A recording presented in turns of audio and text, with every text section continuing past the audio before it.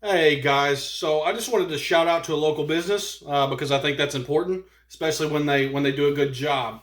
Um, so I ordered this. Trying to get that in there. This paddle of the Missouri Ozarks Scenic Rivers. It's from River Mist Windworks, small one man shop in Doniphan, Missouri. The detail, which I'll throw a picture on there, but the detail of this is incredible. It's got the current, the 11 point, and the Jacks Fork rivers. Just a beautiful paddle. This guy, like I said, one man shop, but started out doing wind chimes. I think that's really his major thing, and got going with that, and kind of switched to paddles and anything else that he could engrave there at his shop. But again, great guy, great little company. Thrilled with this. I'm actually giving this to someone for Christmas, but I really wanted to see how it came out and I told him I'm going to order two for myself this spring.